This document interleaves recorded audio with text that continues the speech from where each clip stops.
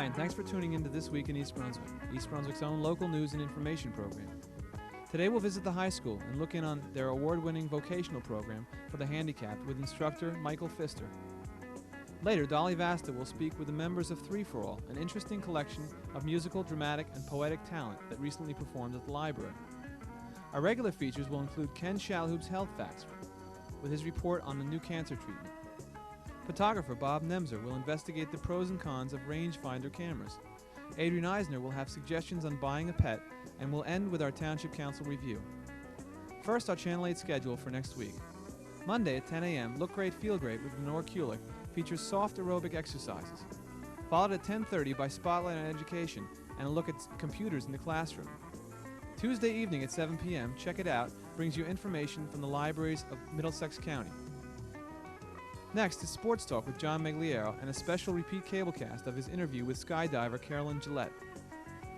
Then at 8 p.m., About East Brunswick features a discussion of planning and growth in East Brunswick with Mayor William Fox, Bill Tanner, head of the Department of Planning and Community Development, and 4 East Brunswick residents. At 7:30, For Art's Sake with Dolly Vasta salutes the arts in Middlesex County with guest Anna Ashkenis, followed by the arts from the Middlesex County Cultural and Heritage Commission and a portrait of the Center Dance Collective. Thursday, Thanksgiving, there will be no cablecast. This Week in East Brunswick will return December 5th. East Brunswick High School's Bicycle and Wheelchair Repair for Handicapped Youth program was recently selected as one of the nation's outstanding vocational courses and will receive an award next year given by United States Secretary of Education William Bennett. At the high school, instructor Michael Pfister talked about the program. The program is a program designed to help develop vocational skills in special education students, and in doing so we repair bicycles and wheelchairs for the community. And many agencies that we service include the East Brunswick Elks, the Cerebral Palsy Center in Edison, the schools in East Brunswick. Each school has their own wheelchair, and we have overhauled and maintained their wheelchairs and we hope to do that in the future. And many individuals in the community and surrounding communities have brought their wheelchairs here to East Brunswick High School to have their wheelchair service. In addition, we also service bicycles, and we provide the same type of service for the bicycles as we do for the wheelchairs. We do not charge for labor. We only charge for new parts which we might have to install on either a bicycle or a wheelchair. Any old parts that we can utilize in the repair of either a wheelchair or bicycle, we do not charge for either. Many organizations have donated bicycles, such as the police department of East Brunswick. Also, we've had donations of wheelchairs by many individuals and also by the East Brunswick Elks, and we utilize these spare parts in the repairs so we can keep down the cost to anyone who brings it in. Okay, when they're all repaired, they go right back to their owners or to the organizations you mentioned? Yes. In the case of the East Brunswick Elks, they're responsible for bringing the wheelchairs here. We repair them or maintain them and service them, and then we give them a call and they're responsible for picking them up. Also, we provide the service to individuals, and this service has been a lot by word of mouth and the recognitions that we've received in the newspaper. They've become aware of the service, and usually we make arrangements for them to bring the wheelchair here, and even in some cases we've gone out and picked the wheelchair up and also delivered it back to them if they're disabled in some way, which they cannot bring it here. Okay. For people interested in your service, do you have a phone number they could reach you at?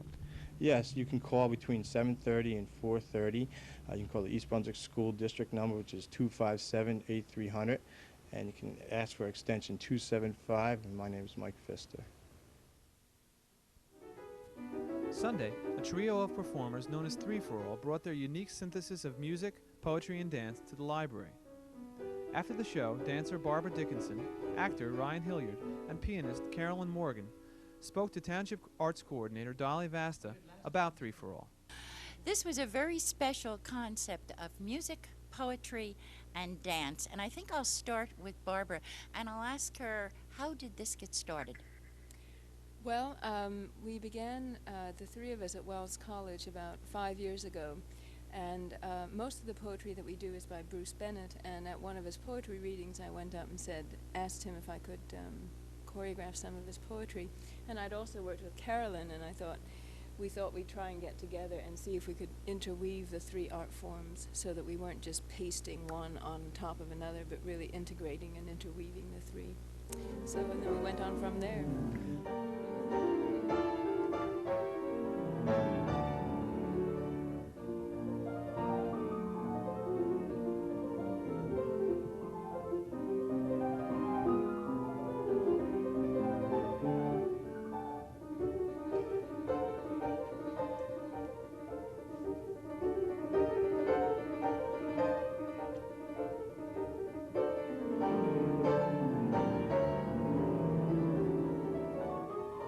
Ryan, are you new to the group? I absolutely am. I started in June at the Governor's School in Arkansas with these two lovely ladies, and I'm having a wonderful time with them. You certainly looked it when you were up there. You looked like you were having yourselves a ball. I am. But then, all of a sudden, by God, he flew! Over and under, around and through, skylight and curtain, spot and struck, missing the chandelier by a foot! Play! Keep playing! I had to shout about the roar as the crowd rushed out, except for a scattering here and there of those who threw back their heads to stare. Play! Keep playing! One final note. He hovered, drifted, began to float back to his seat. I whispered to Sue, I think we can count on a good review.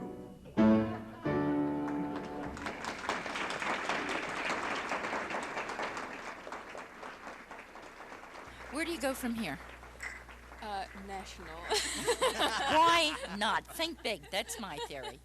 No, we're very, very excited about having Ryan join the group because we wanted to have the full presentation be more theatrical. And also we wanted to go out of the realm of Carolyn at the piano, me as the dancer moving around, and Ryan as standing still talking. And we're hoping now to really begin to explore changing our roles a little bit. Also, Ryan is a singer, so we can add another medium to the group. Which gives you another dimension. Right. And pretty soon, I saw you working in rehearsal with those adagio lifts. Pretty soon we'll have you in a tutu just floating right across. Not to worry. Well, we are going to try to put a mime into the piece Yes. in January. Oh, that sounds great. Yes. Yeah, that's exciting. Well, listen, I know you guys want to change and get on your way, but thank you so much for gracing our library this afternoon. And pleasure. good luck to you on your tour. Thank you. And take care. Okay. To all of you out there, I'll see you.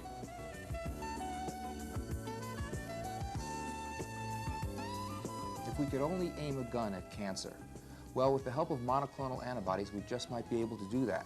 The first step in the process is getting a good antibody. Robert W. Baldwin and his colleagues at the University of Nottingham in England have hooked an antibody up to a widely used anti-cancer drug. Although this concept is at least 4 years old, the problems have been quite formidable. But as Baldwin says, there are enormous problems to be solved. Among them, the body's potential to produce antibodies to the antibody. But I think it will develop into a usable approach. Another concept in the treatment of cancer. Thanks for watching Health Facts.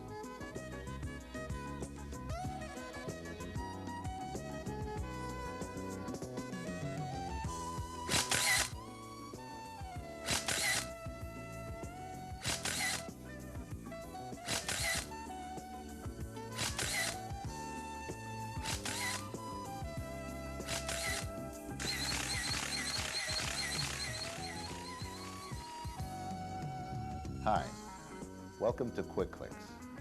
I'm Bob Nemzer, and the rangefinder camera is our topic. The rangefinder, or direct view system, is one of precision focusing. It consists of a focusing lens that is coupled to the lens that actually takes the picture by means of a mirror system. When the image is out of focus, you see a double or a ghost image in the viewfinder.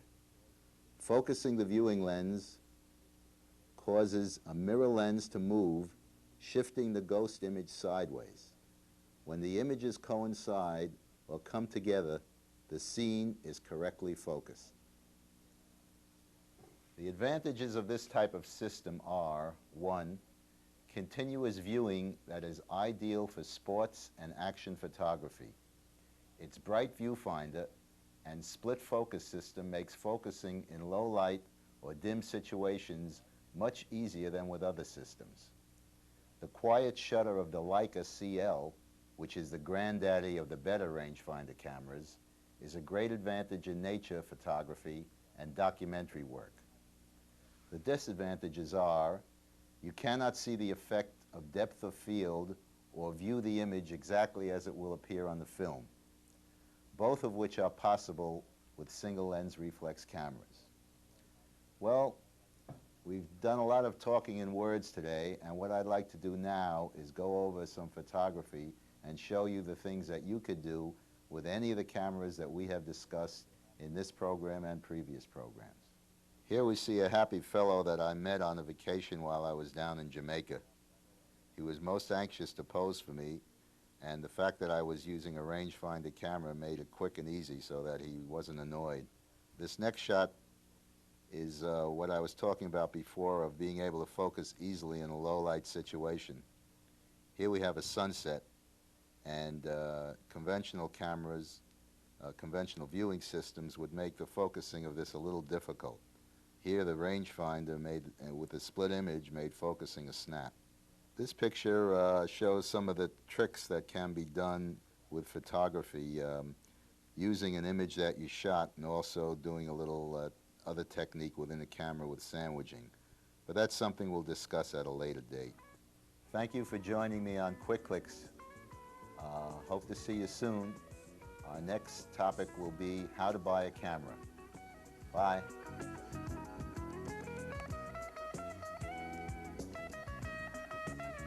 Hello, and welcome to Consumer Aware. I'm Adrienne Eisner, Director of the East Brunswick Consumer Affairs Office. Perhaps your family is considering the purchase of a pet. Remember that pet ownership can be fun, but it is also a responsibility.